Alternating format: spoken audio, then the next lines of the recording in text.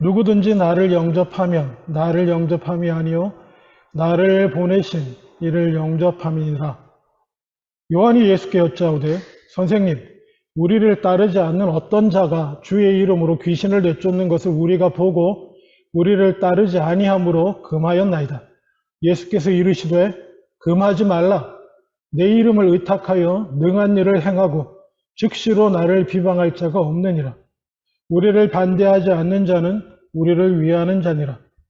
누구든지 너희가 그리스도에게 속한 자라 하여 물 한 그릇이라도 주면 내가 진실로 너희에게 이르노니 그가 결코 상을 잃지 않으리라. 또 누구든지 나를 믿는 이 작은 자들 중 하나라도 실족하게 하면 차라리 연자맷돌이 그 목에 매여 바다에 던져지는 것이 나으니라.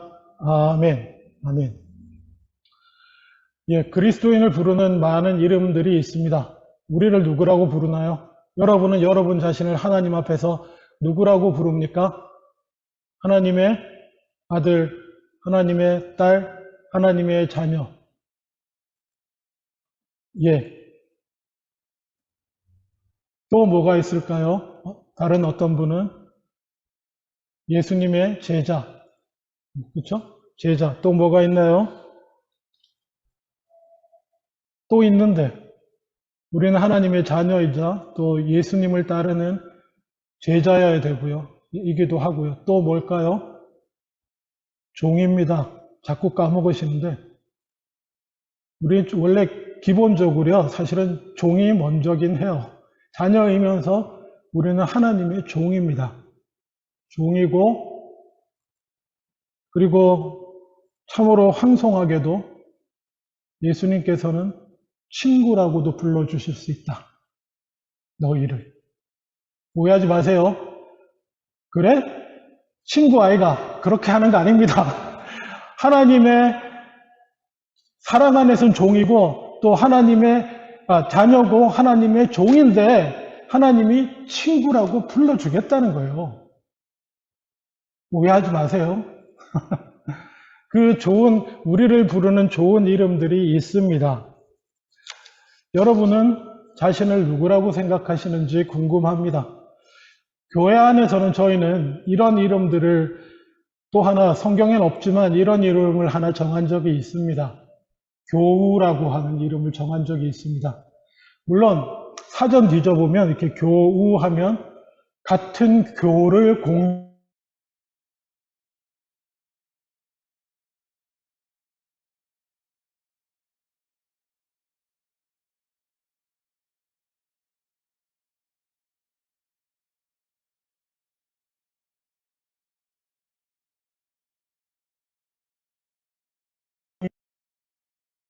가운데 교우가 늘 계셨었습니다.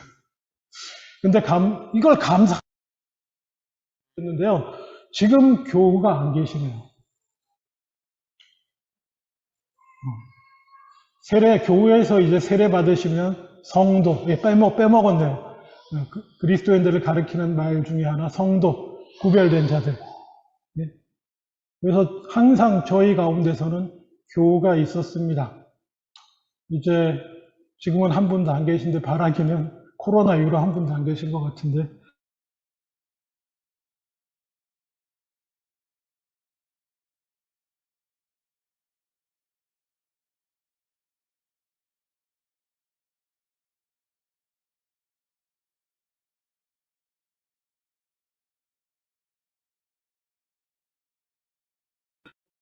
세세하게 분류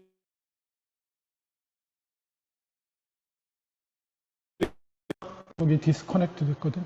지금 설교를 녹음하고 있는데 지금 커넥트가 됐네요. 예, 계속 지금 연결됐다 끊어졌다 해서 죄송합니다. 오늘의 본문은 좀 다양하게 이야기를 하고 있습니다. 그리고 오늘의 본문은 처음 보시는 분들은 조금 당혹스러울 수도 있습니다. 사실은 38절부터 41절까지만 떼가지고 보려고 하는 분들이 많이 있습니다. 자, 보세요. 38절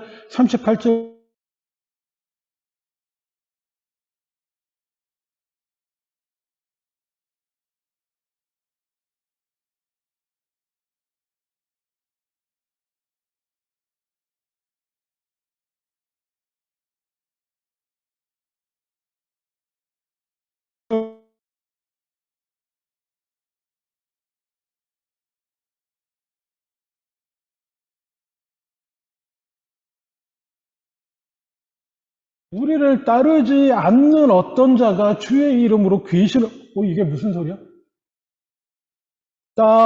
내쫓는 것을 보고 우리를 따르지 않으니까 너 하지 마. 뭐야 그거? 금했다는 거야. 놀랍습니다. 왜냐하면 귀신을 내쫓는 능력은 제일 처음에 예수님께서 누구에게 주셨습니까? 마태복음이나 마가복음이나 공히 제자를 불러서 12제자를 사도들을 불러서 이렇게 데리고 다니시면서 치유하시는 것, 그 기적을 행하시는 능력도 보여주시고 그리고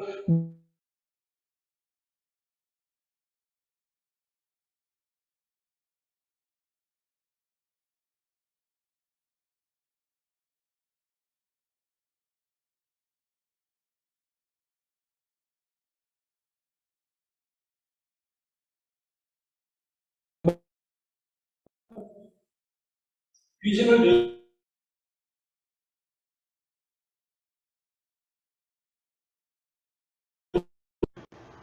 그래서 예수님한테 가서 보고합니다. 분명히 예수 이름으로 기도하고 귀신을 내쫓고 역사를 행하지만 제가 못하게 했다고 예수님께 말씀을 보고를 드렸더니 예수님의 대답이 더 놀랍습니다. 그런 이단 같은 놈들이 아니고요. 금하지 말라. 금하지 말라. 내 이름을 의탁하여 능한 일을 행하고 즉시로 나를 비방할 자가 없느니라. 예수님의 말씀은 금하지 말라였습니다. 자, 여기서 도대체 이 사람들 누굴까요? 사도들 따라다니지도 않는데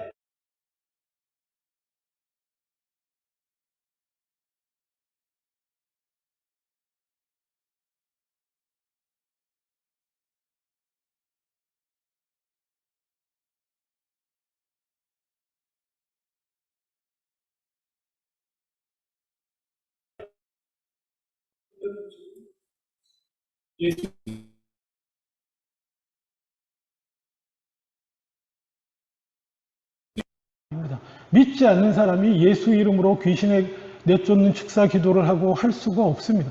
적어도 어떤 형태로든 예수의 이름을 믿기 때문에 그 예수의 이름을 의지해서 행하는 사람인데 이 사람들은 어떤 이유에서인지 사도들처럼 그물을 벗어 던지고 아버지와 자녀와 가족들을 버려두고 다 버리고 예수님을 따라 나서지는 않았는지 못했는지 한 사람들인 것입니다.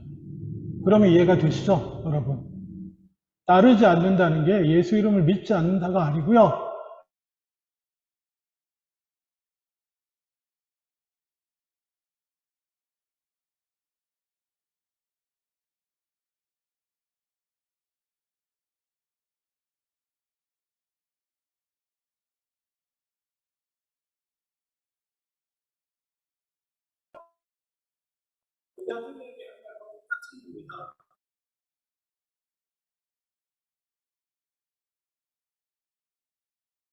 우리는 다 알겠습니까? 재물이 많아서 고민은 했어요. 어떻게 해야 되지? 고민을 하다가 결국에는 선택 못한 게 아니죠. 버리고 따르는 걸 포기하고 떠나갔습니다. 근데 재미있는 장면은 그 이후에 베드로가 불쑥 성경 읽어보세요. 마태나 마가나 예수님한테 묻습니다. 그 청년 그렇게 가는 거 보고 주님 우리는 다 버리고 따랐습니다. 주님. 야 쟤는 못 따르네. 우리는 다 버리고 따랐어요. 주님. 우리한테 뭘 주실 겁니까?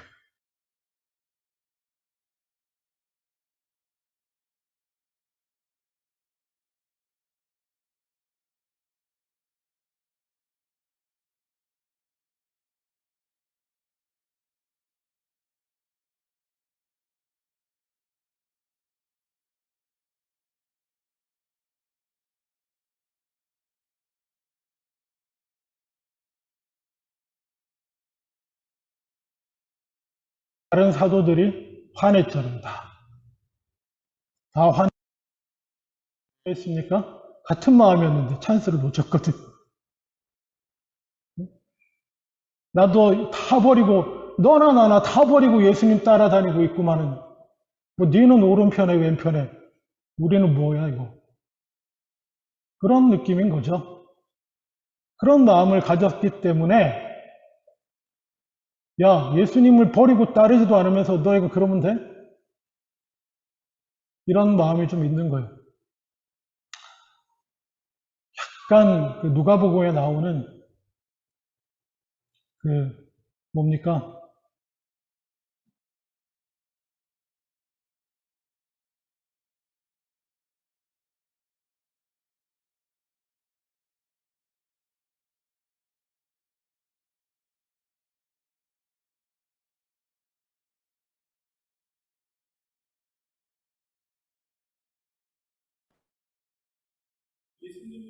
예수님의 말씀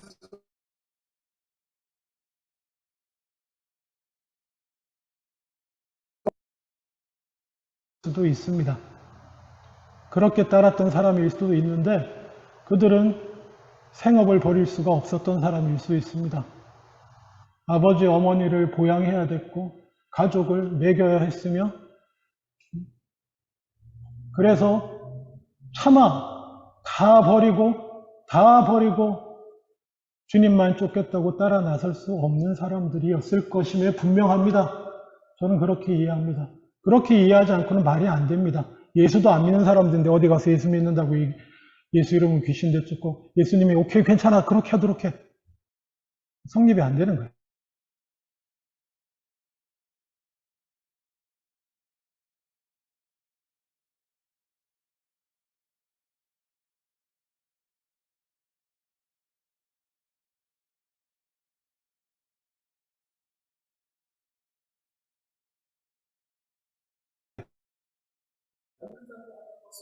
어떤 식으로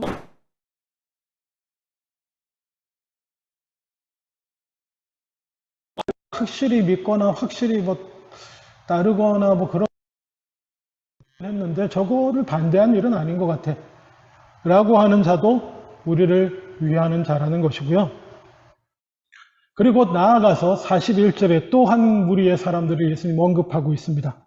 누구든지 너희가 예수 믿는 사람이라고 예수 믿고 예수 믿는 것 때문에 수고하고 헌신하는 것들을 보고 수고한다고 물 한 그릇이라도 주는 사람은 내가 진실로 너희에게 이르노니 그가 결코 상을 잃지 않으리라. 물 한 그릇이라도 너희가 예수 믿는다고 수고한다고 주의 날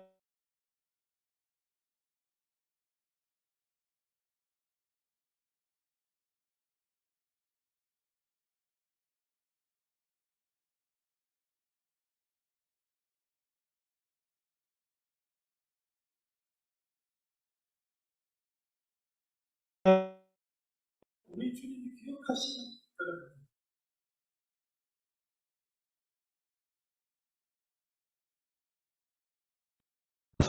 그래서 이렇게만 보면 그냥 은혜로운 이 얘기인 것 같아요. 근데 여러분 사실은 이 얘기 앞뒤가 중요합니다. 어떤 맥락 가운데 이 얘기가 진행됐는지를 이해하셔야 돼요. 그래서 제가 사실은 37절부터 읽은 겁니다. 이 얘기는 무슨 얘기냐? 너무 잘 아는 얘기죠? 사람들이 또 제자들이 시끄러워요. 똑같은 얘기예요. 누가 높은가? 누가 높은 자인가? 갖고 막 얘기할 때 그 앞에 잘 아시죠? 예수님이 어린아이를 하나 불러다 세워놓고 물론 이런 말씀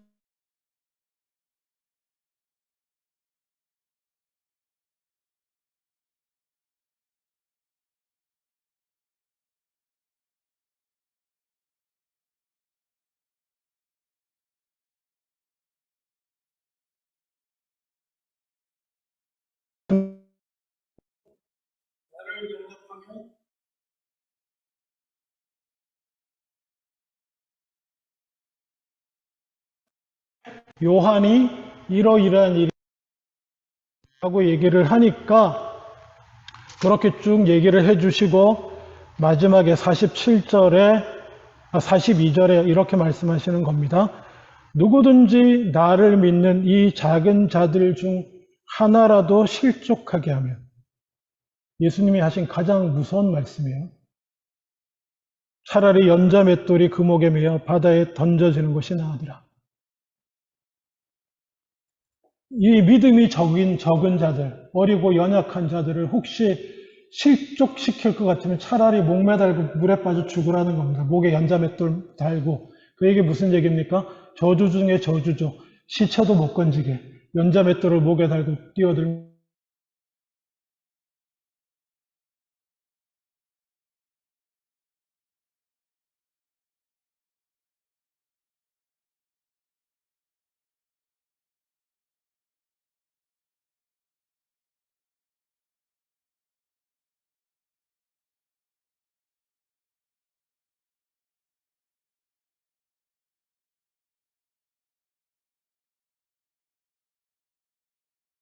그 중간에 많은 얘기를 하셨어요. 금하지 말라. 우리를 따르지 않는다고 금하지 말고, 반대하지 않는 자는 우리를 위하는 자이고, 그리고 그런 사람들뿐만 아니라 너희들을 위해서 물 한 그릇이라도 주는 사람이 있다면 그 사람은 내가 기억할 것이고, 그러면서 누구든지 나를 믿는 이 작은 자들 중 하나라도 실족해 하면 누구 같아요? 예, 앞에 나온 사람들 다 합니다. 어린아이부터 시작해서 뭐예요? 제자들처럼 배도 버리고 그물도 버리고 부모도 버리고 가정도 버리고 그냥 365일 주님만 따르겠습니다. 버리고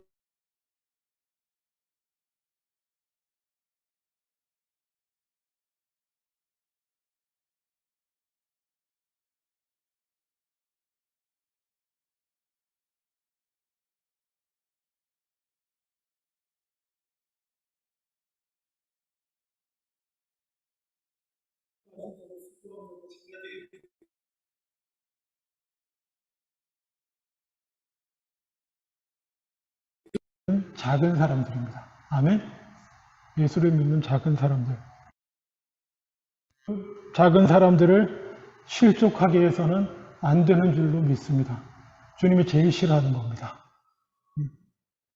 믿음이 연약한 자를 믿음이 강한 자가, 먼저 됐다고 하는 자가 나중되고 연약한 자를 실족하게 하는 것 주님은 제일 싫어합니다. 제가 제일 두려운 게 뭔지 아십니까? 저로 인해서 혹시 실족하는 사람이 생기는 것입니다. 저는 무섭습니다.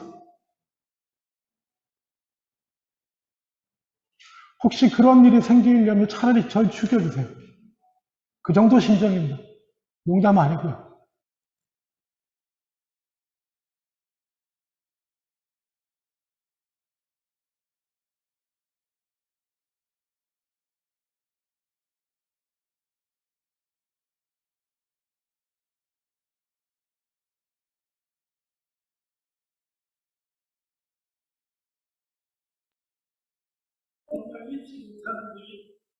죄송합니다.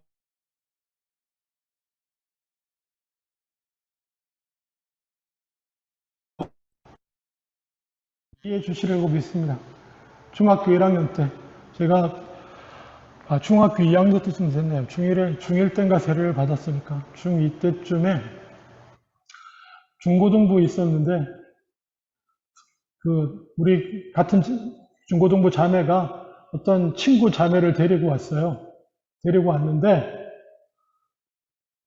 여드름이 너무 많은 거야. 정말 빈틈없이 여드름이 있었어요. 제가 여드름 많다고 그랬어요. 여드름이 왜 이렇게 많냐? 결론, 울고 집에 갔습니다. 그것만으로 전 죽어 마땅하다고 생각합니다. 두 번째, 하나도 아니고 두 개, 또 제가 생각나는 것만 두 개예요. 제가 연세대학교에서 선교회 간사를 하면서 대학생들 성경 가르칠 때였습니다. 모임에서 성경 가르치고 할 때인데, 믿지 않는 친구를 데리고 왔습니다. 믿지 않는 친구를 데리고 와서, 그러면서 그리스도인의 예수 믿는 사람은 심플하게 살아야 된다는 얘기를 하고, 경제적으로도 필요한 것만 쓰고 뭐 이렇게 범사하게 살아야 될 것에 대한 말씀을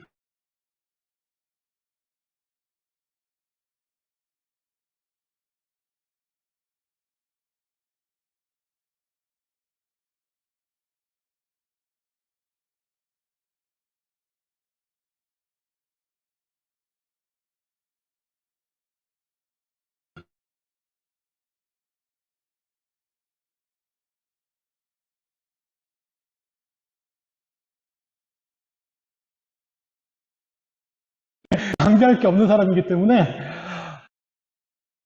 그랬습니다. 근데 제가 어릴 때는 잘 살았거든요. 초등학교 때까지는 되게 잘 살았습니다. 맛있는 것도 많이 먹고요. 비싼 것도 먹고요. 이러면서 살았었어요. 근데 어느 날 갑자기 중국집에 여러분 잡탕밥이라고 있습니다. 메뉴 아시죠? 잡탕밥. 해물 잔뜩 올라간 밥이 있어요. 덮밥. 근데 그게 꽤 비쌉니다. 예나 지금이나. 그렇다고 뭐 탕수육 가격은 아니에요. 짜장면 볶음밥보다 좀 비싼 거예요. 조금 더 비싼가? 없는 살림에 정말 생각도 못 했는데 어느 날 너무너무 잡탕밥이 먹고 싶은 거예요. 너무너무. 전 절대 뭐 나가서 그렇게 사 먹지 않았거든요. 학교 식당에서 해결하고 그랬는데 돈을 모았어요. 그때 당시로 몇 천 원 했습니다. 학교 식당 밥이 몇백 원 할 때. 돈을 모아가지고 신촌에 지금은 없어진 것 같은데 오른쪽에 중국집 하나 있었거든요. 거기 가서 꿈에 그리던 잡탕밥 한 그릇 시켰습니다. 딱 먹으려고 하는데 얼마 전에 제가 심플 라이프 얘기하고 그리스도인들은 절약해야 되고 뭐 함부로 쓸데없는 데 사치 부리고 돈 쓰면 안 되고 이런 얘기 했을 때 왔던 그 안 믿는 형제랑 눈이 딱 마주쳤어요. 어색하게 인사를 하고 내가 거기서 뭘 합니까? 나 이거 초등학교 때 먹고 처음 먹는 거야. 그런 얘기 거기서 뭐 할 수 있나요? 그냥 인사하고 눈 마주치고 걔는 이제 그 과모임 왔던 것 같더라고요. 하고 안 왔습니다. 다시는 모임에 안 왔어요. 아, 이것만으로 벌써 저는 두 번째 죽어도 됩니다. 그렇습니다. 아, 근데 웃긴 건 이 얘기를 후배와 나눴더니 지금은 선교사로 나가 있는 그 내 후배가 있는데 그 친구가 잡탕밥 사 먹었다는 거 아닙니까? 저 자기는 평생 처음 사 먹어봤다고. 형 간사님 뭐 너무 별미였다고 막 그렇게 다행이다 너는 자 그러고 말았는데 하여간에 그렇습니다. 그러지 말아야 됩니다. 그런 일이 있으면 안 됩니다. 절대로 그런 일이 있으면 안 됩니다. 예, 다시 여러분은 여러분을 누구라고 합니까? 여기 쭉 나눴던 사람 중에 여러분은 어린아이와 같습니까? 처음에 예수님이 불러 세웠던 어린아이는 어떤 사람입니까? 그야말로 영적으로 어린아이. 자기 힘으로 뭐 하나 제대로 할 수 없는 아이. 자기가 책임질 만한 어떤 것도 주 안에서 믿음으로 할 수 없는 사람. 그렇지만 믿는 사람. 아멘? 어린아이. 또 여러분은 어떤 사람입니까? 비록 다 버리고 제자들처럼 가정이고 뭐고 직업이고 직장이고 다 버리고 온전히 주님께 다 드리고 따라 나서지는 못했지만 그래도 주의 이름으로 주님의 영광을 위하여 수고하고 많은 일들을 행하며 사는 분들이십니까? 아니면 그저 반대는 안 하는 사람입니까? 마누라가 교회 가자 그러니까 반대는 안 하고 아멘. 주님께서 여러분도 사랑하십니다. 반대하지 않는 여러분들도 사랑하십니다.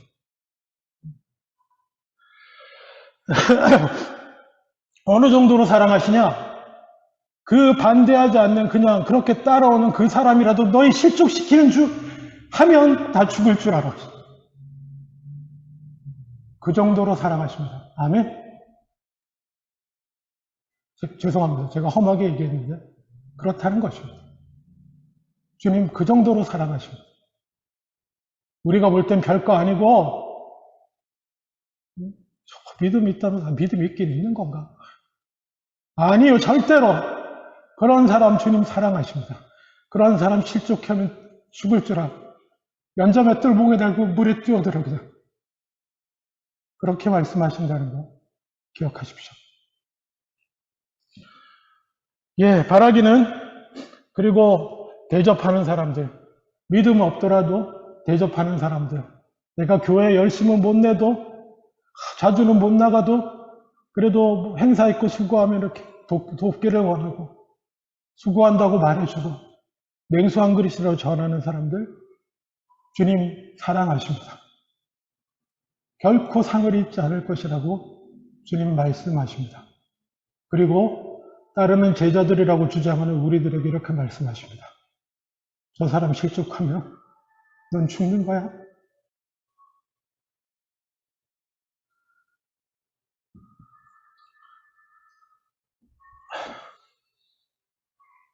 예.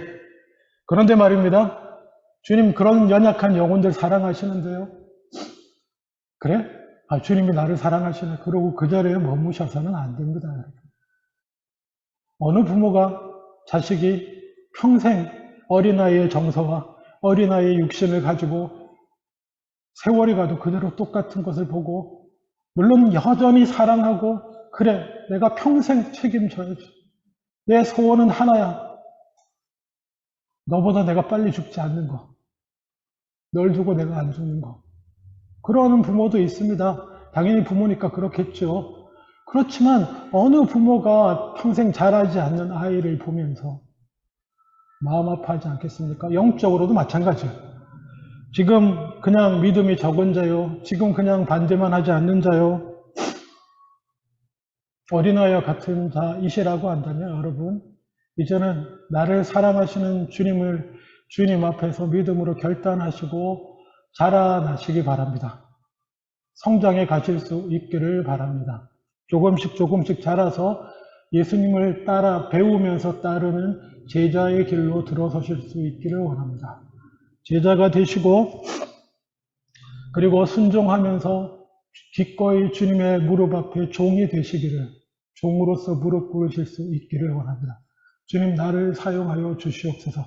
그렇게 종으로 드려질 수 있기를 원합니다. 그렇게 부족한 종으로 드려지고 수고하고 헌신하며 나아갈 때에 어느 순간 요한복음 15장 15절 예수님께서 이제부터는 너희를 종이라 하지 아니하리니 종은 주인이 하는 것을 알지 못함이라. 너희를 친구라 하였노니 내가 내 아버지께 들은 것을 다 너희에게 알게 하였습니다. 주님 기꺼이 종으로 섬기겠나이다. 그렇게 수고하고 헌신해 나가면 어느 순간 주님께서 이제는 너를 종이 아니라 친구라고 내 동료로 삼아주겠나로 그렇게 불러주시는 순간이 올 줄로 믿습니다.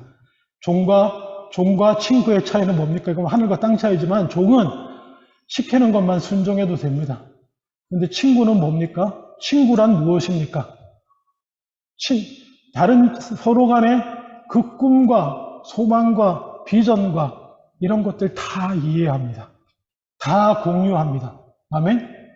우리가 주님의 친구로 인정받는 경우는 어떤 경우입니까? 주님 말씀하신 대로 하나님께로부터 받은 모든 것을 주님께서 우리에게 다 가르치시고 우리가 그걸 다 이해하고 주님의 마음이 되고 주님의 생각이 되고 같은 뜻이 되어서 주님의 나라를 바라보고 꿈꾸고 수고하는 사람이 될 때 주님께서 친구다.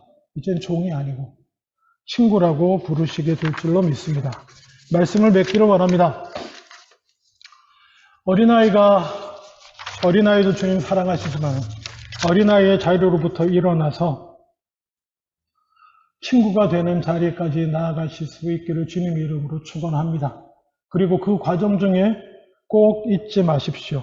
로마서 15장 1절에 믿음이 강한 우리는 마땅히 믿음이 약한 자의 약점을 담당하고 자기를 기쁘게 하지 아니해야 된다. 그렇게 말씀하셨습니다. 그렇게 안 하다가 실족시키면 죽는다. 여기서 나는 믿음이 약한 자니까 해당상 얻겠네? 아니요. 여기서 믿음이 강하다는 건 상대적입니다. 우리가 강해봐야 얼마나 강하겠습니까? 상대적으로 먼저 되고 믿음이 더 강한 사람은 자기보다 믿음이 연약한 자를 책임져야 됩니다. 모두 다 그렇습니다. 나보다 믿음이 연약한 자, 나도 약하지만 나보다 더 약한 사람이 있잖아요. 나는 어린아이인데 내 남편이나 와이프는 그냥 반대만 안 하는 사람이에요. 누가 더 어린 사람이에요? 그렇죠? 그럴 때 다 해당되는 얘기입니다.